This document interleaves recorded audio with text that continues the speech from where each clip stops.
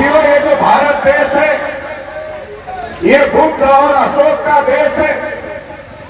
पूरी दुनिया में अगर आप कहीं जाओगे तो ये देश बुद्ध और अशोक के नाम से जाना और पहचाना जाता है।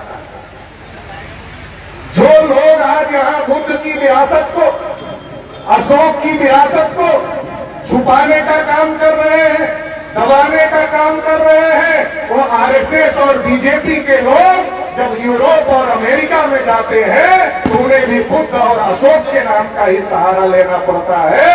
जिनकी रात दिन वो एक गाथा गाते हैं, उनके नाम से काम नहीं चलता।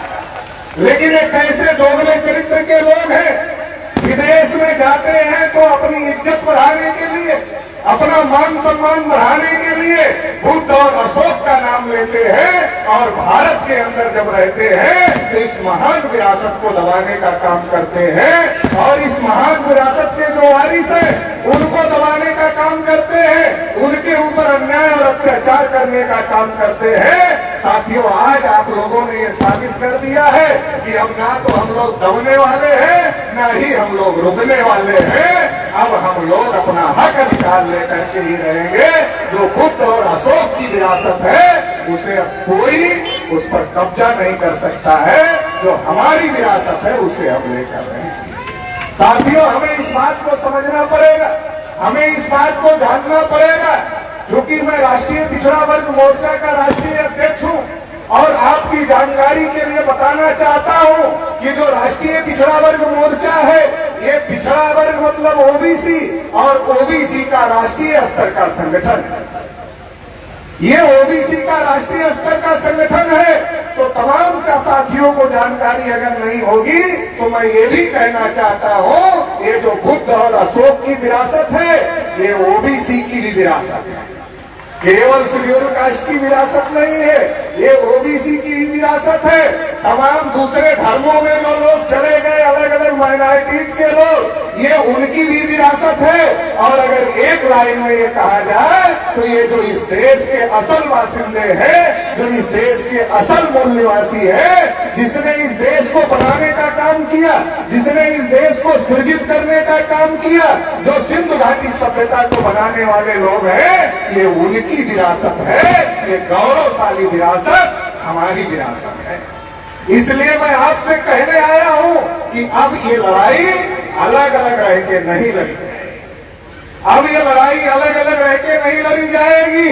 अगर ये हमारी सारी विरासत है तो एससी, एसटी, ओबीसी और माइनॉरिटी जो आपस में ब्लड के भाई है, डीएनए ने साबित कर दिया भाई है, ये भाई मिल करके अपनी लड़ाई लड़ेंगे।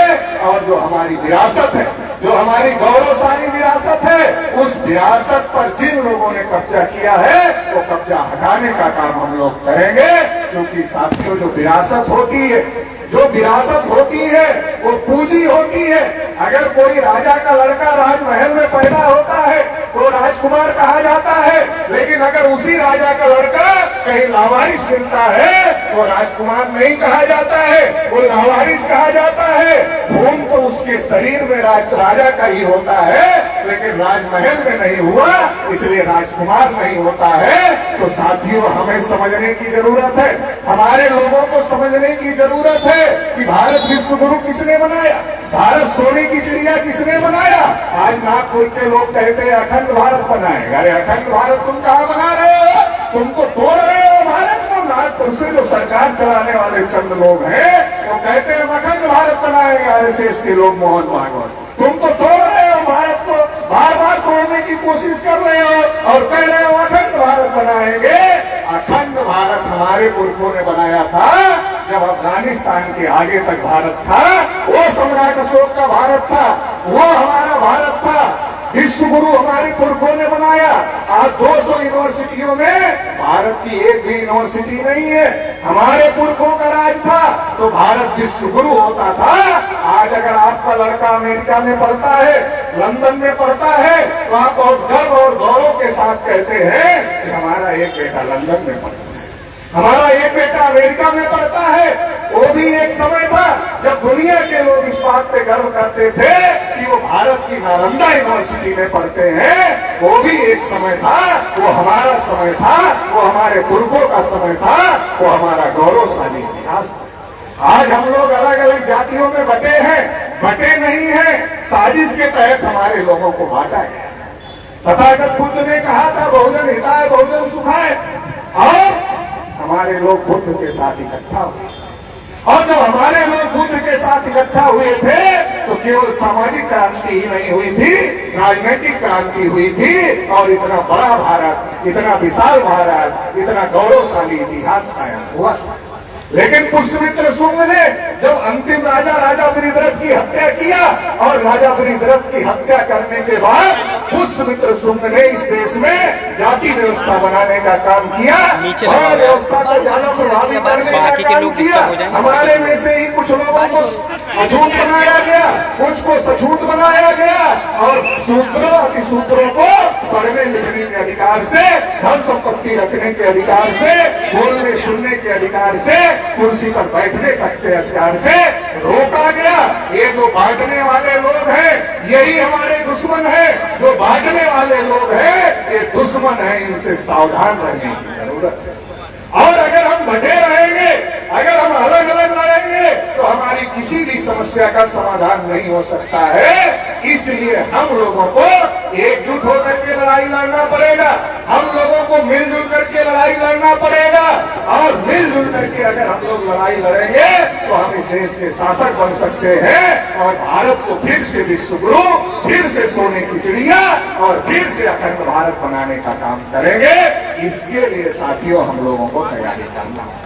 आज बहुत खुशी की बात है कि बुद्धिस्ट इंटरनेशनल नेटवर्क का 5वां राष्ट्रीय सम्मेलन हो रहा है, और आप लोग बहुत बड़ी संख्या में इसमें शामिल हुए हैं। ये कारवां जिस गति से बढ़ रहा है, ये कारवां जितना तेजी से बढ़ रहा है, आने वाले समय में निश्चित रूप से भारत को हम लोग विश्व गुरु बनाएंगे, सोने की चिड़िया बनाएंगे।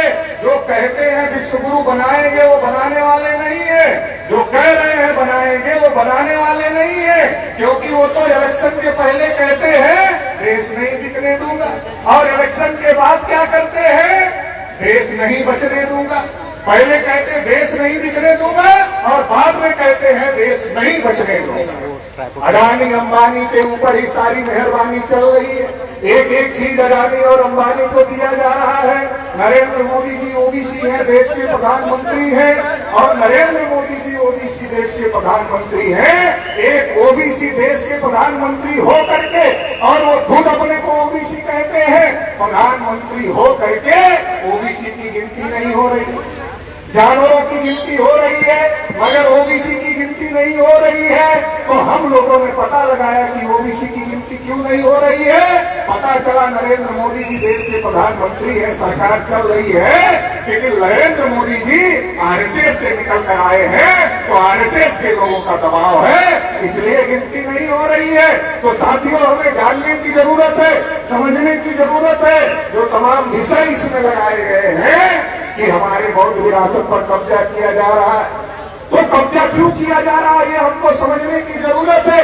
जो हमारे महापुरुषों का इतिहास था, जो गौरवशाली विरासत थी, जो सम्राट अशोक का इतिहास था, जो बुद्ध का इतिहास था, जो हमारी गौरवशाली विरासत थी, उसको नष्ट कर दिया गया।